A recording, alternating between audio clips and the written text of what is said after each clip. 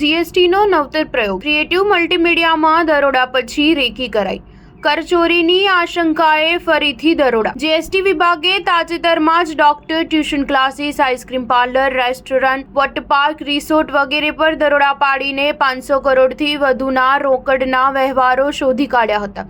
સામાન્ય રીતે જોવામાં આવ્યું છે કે દરોડા બાદ અધિકારીઓ અન્ય કોમોડિટીના અન્ય વેપારીઓને ત્યાં તપાસ કરતા હોય છે, આથી જઈને ત્યાં દરોડા પડ્યા હોય તે પણ નંચિત થઈ જાય છે। પરંતુ જીએસટી વિભાગે હાલ એક નવતર પ્રયોગ રૂપે જ્યાં દરોડા પડી ગયા છે ત્યાં જ રેકી કરવાનું ચાલુ રાખ્યું છે અને તેના વિસ્તરણની વાત હોય કે ટર્નઓવરની વાત હોય, દરેક બાબતો પર ઝીણી નજર રાખવામાં આવી રહી છે। જ્યાં સુધી કરચોરી નહીં અટકે ત્યાં સુધી વિભાગ દ્વારા સમયાંતરે હવે દરોડા પડતા રહેશે। રાજ્યભરના સ્કિન સ્પેશિયાલિસ્ટ અને હેર ટ્રાન્સપ્લાન્ટ કરનાર કેટલાક ડોક્ટરોને ત્યાં પણ અગાઉ દરોડા પાડવામાં આવ્યા હતા, પરંતુ કરચોરી ચાલુ રહેતા ફરી દરોડા પડ્યા હતા અને 20 કરોડ રૂપિયાની વધુની ટેક્સ ચોરી પકડવામાં આવી હતી। વરાછા અને કતારગામ ખાતે મુખ્ય શાખા ધરાવતી creative multimedia and design institute પર દરોડા બીજે દિવસે પણ યથાવત રહ્યા છે। અધિકારીઓએ આ સેન્ટર પર સવા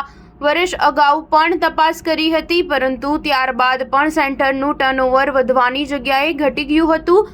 સામે તેણે સિટિંગ કેપેસિટી વધારી હતી, 5 જેટલી નવી ફ્રેન્ચાઇઝી પણ આપી હતી। તપાસ હજી એક દિવસ ચાલે એવી સંભાવના અધિકારીઓ વ્યક્ત કરી રહ્યા છે, આથી કરચોરીનો આંક પણ ત્યારબાદ જ જાણી શકાશે।